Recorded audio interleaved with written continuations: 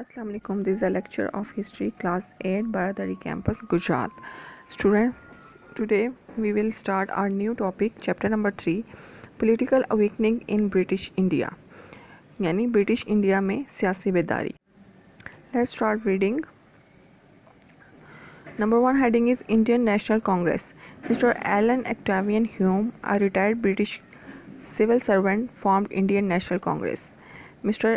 Elon Octavian Hume जो कि retired British civil servant थे, उन्होंने इंडियन नेशनल कांग्रेस बनाई. When Hume was in service he thought that increasing political unrest, economic difficulties of the masses कहते हैं आवाम को, एंड इंक्रीजिंग कॉन्स्पिरेसीज मीन्स साजिशें, might create the situation like that of war of independence of 1857. जब mister Hume जो थे वो on duty थे, ऑन सर्विस थे, तो उन्होंने सोचा कि जो ये पॉलिटिकल आवाम में जो पॉलिटिकल अनरेस्ट है और इकोनॉमिक डिफ़िकल्टीज़ हैं वो बहुत ज़्यादा बढ़ती जा रही हैं, और कुछ जो है अंदरूनी साजिशें जो हो रही थी, जैसे डिफरेंट कम्युनिटीज़ में इंडियन, मुस्लिम्स, सिख वगैरह, इन सब में जो है वो साजिशें हो रही थी, जिसकी वजह से सिचुएशन जो है वो बिगड़ रही थी और वॉर की तरफ जा रही थी. Therefore, he thought that there was a need of an organization through which they might express their grievances. इसलिए grievances को कहते हैं शिकायत को. इसलिए उन्होंने सोचा कि ऑर्गेनाइजेशन होनी चाहिए जिसमें जो इंडियन पीपल हैं वो अपनी शिकायत जो हैं वो एक्सप्रेस कर सकें, जो उनको प्रॉब्लम्स हैं वो एक्सप्रेस कर सकें. Therefore, he established Indian National Congress at Bombay in 1885.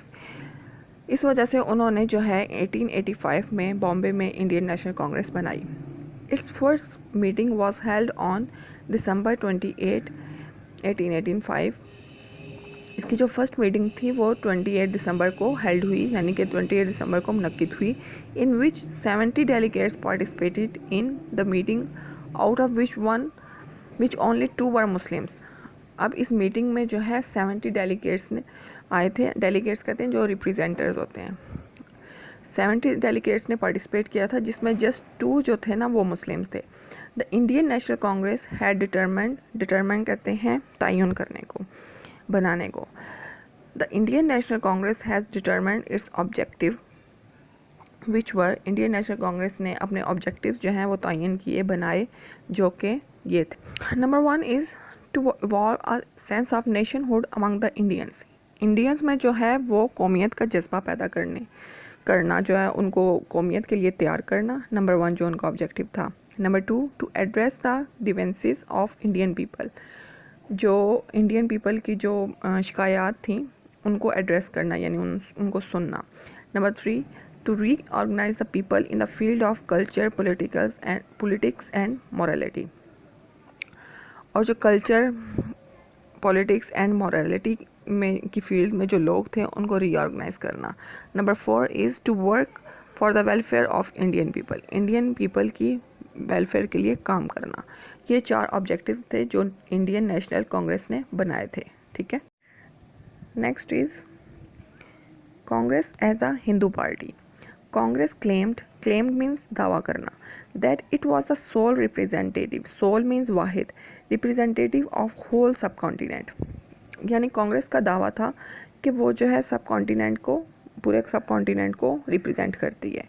It tried to create an impression that all nations were supporting Congress. और इसका ये इम्प्रेशन था, यानी तासुर था. इम्प्रेशन कहते हैं तासुर को. ये एक तासुर दिया गया था कि कांग्रेस जो है वो तमाम नेशंस को रिप्रेजेंट करती है, सपोर्ट करती है. But actually it was protecting the interest of Hindus only. लेकिन एक्चुअल में कांग्रेस जो है वो हिंदूज़ के इंटरेस्ट को जो है वो प्रोटेक्ट कर रही थी. With the passage of time, हर टाइम के गुजरने के साथ साथ, it became clear that Congress was only the representative of Hindus in सब कॉन्टिनेंट.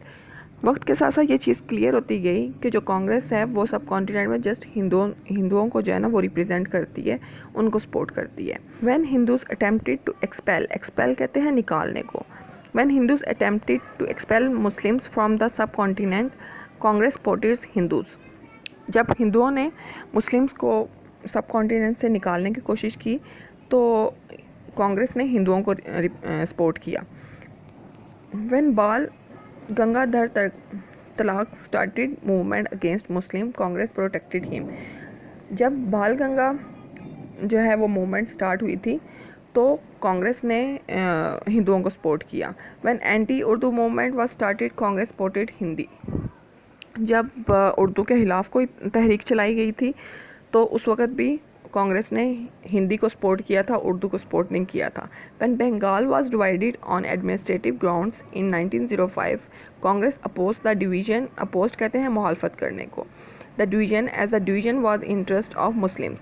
जब बंगाल को डिवाइड किया गया था तो वो उस वक़्त भी जो है कांग्रेस ने मुस्लिम्स की जो है वो मुखालफत की थी, इस चीज़ की मुखालफत की थी, क्योंकि ये सारा जो डिवीज़न था वो उसका इंटरेस्ट किसकी तरफ था, मुस्लिम्स की तरफ था, यानी कि उसका फ़ायदा मुस्लिम्स को होने वाला था, इसलिए जो है कांग्रेस ने इस चीज़ की मुखालफत की। When sir Syed Ahmed Khan was convinced that the policies of Congress were in interest of Hindus and against the Muslim, he began to oppose Congress। जब सर सैयद अहमद खान को इस चीज़ का पता चल गया कि जो है वो कांग्रेस जो है वो हिंदुओं को सपोर्ट कर रही है, मुस्लिम्स को सपोर्ट नहीं कर रही, उनके खिलाफ है, अगेंस्ट है, तो उन्होंने कांग्रेस की मुखालफत करना शुरू कर दी, अपोज करना शुरू कर दिया। Sir Syed also oppose the proposal of Congress to elect the representative of the subcontinent for executive council of viceroy. Sir Syed Ahmed Khan ने जो कि सब कॉन्टिनेंट में एग्जीक्यूटिव काउंसिल ऑफ वायसराय की जो इलेक्ट होना था उसको भी अपोज किया, उसकी भी मुखालफत की थी।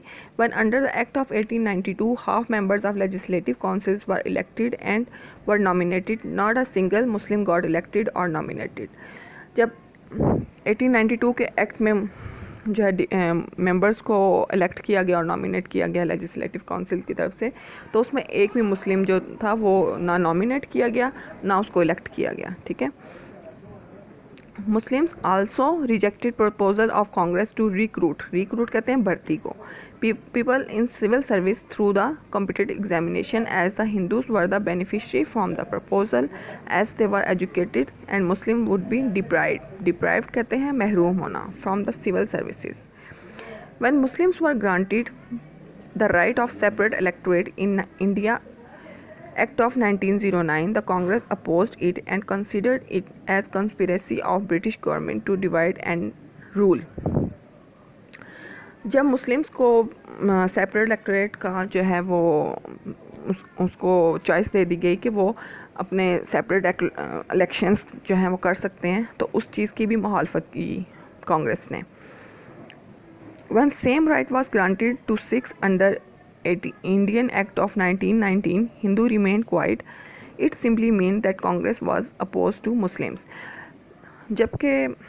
जब सिखों को जो है वो उस चीज़ की इजाज़त दी गई सेपरेट इलेक्टोरेट की, तो उस पर कांग्रेस ने कोई भी इशू नहीं बनाया था, ठीक है, वो क्वाइट रहे थे। इट सिंपली मीन्स यानी कि सिंपल इस चीज़ से ज़ाहिर हो गया ना कि वो मुस्लिम्स के अगेंस्ट थे दूसरी नेशनलिटीज़ के साथ।